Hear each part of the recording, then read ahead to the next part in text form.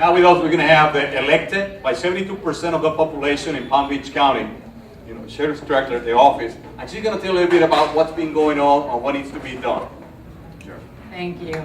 I'm actually going to come back next month and tell you about the office, so we're kind of doing this a little backwards, but there is something that's going to happen Tuesday, which is, and Juan and I met last night, and I spoke for quite a long time last night about what's happening. But very briefly, in 2009, a grand jury report was done, and basically several citizens got together with the state attorney and others and said, we want our county back, we want a clean county.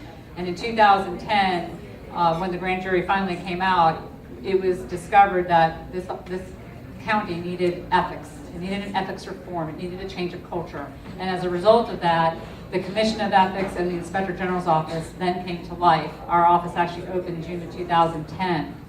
Then shortly after, when I got here, I got the old all for one and one for all. And on the ballot, they were to add 38 cities. If each city independently voted for the office of Inspector General. And I want to read you the ballot question because there seems to be some people that are forgetting what this said in the government. And by the way, I do not report to anybody but you. I report to the people of Palm Beach County. There is an Inspector General Committee, which is made up of the 5 members of the Commission of Ethics, the State Attorney, and the Public Defender. They are the ones that select the Inspector General. I go in front of them a couple times a year to tell them what we're doing, and I do that live on Channel 20. And then also, if there's a removal process, they would be part of that removal process, and also a renewal process for the Inspector General. I do not report to any city, and I do not report to the Board of County Commission, and there was a reason for that, and that was because of everything that was happening here. On the ballot, it said, and this is what 72% of the voters voted for, shall the Palm Beach County Charter.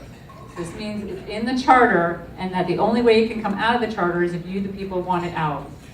Should it be amended to require the Board of County Commissioners to establish by ordinances applicable to the Palm Beach County and all municipalities approving this amendment, here's what it said: a code of ethics, an independent commission of ethics funded by the county commission, and an independent office of Inspector General funded by the county commission and all other government entities subject to the authority of the Inspector General.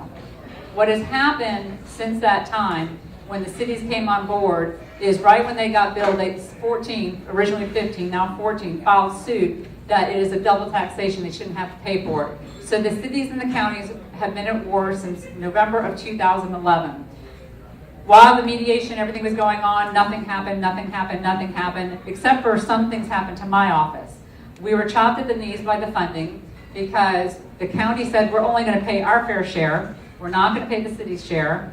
The clerk of the court said, I can't do anything until somebody says that the money is there, so I'm going to stop billing, collecting, and depositing any money from all 38 cities, even though only 14 were suing. During the mediation, we were told that they were not going to share litigation strategies with me, but yet I was supposedly the client of the county attorney, which, mind you, she is hired and paid by the Board of County Commission. They are her client. And so what happens in the real world of the Florida bar rules, if you have conflicting views, you cannot serve 2 clients. And at times, the Board of County Commission will have conflicting views with the Office of Inspector General. So during the mediation process, we were not allowed in the room. We were told to go to another room. So therefore, we decided to try to intervene in this lawsuit. We did not have luck in the courts to intervene, but unfortunately, the courts did not issue a written opinion. All they said is we can't join this current lawsuit. Unfortunately, during that time, the county argued, because in the ordinance it gives us subpoena power and the ability to go to court when people don't abide by those subpoenas. It also gives us the right to go to court for any part of our ordinance. But unfortunately, the county, in the oral argument, argued that we don't have the ability to issue subpoenas. We're supposed to go through the county attorney's office because why? She's our supposed attorney. That becomes a very big crushing blow to the independence of this office. And those in the city should be concerned, and also the people should be concerned, because now what's going to be happening is little by little, the Board of County Commission, through their county attorney, is going to take control of this office, which is the very reason we got here is because several county commissioners, not the ones today, several county commissioners went to prison for federal crimes.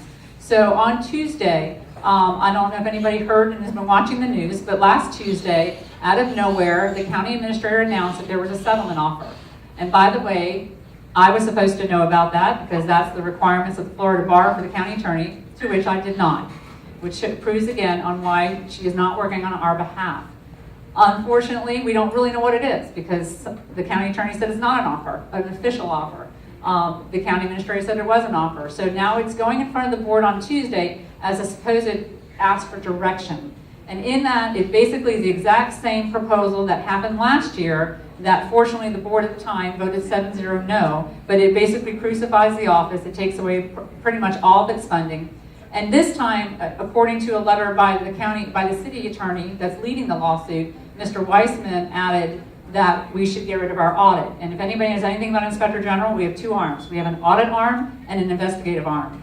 We can't function without one without the other. It just doesn't work.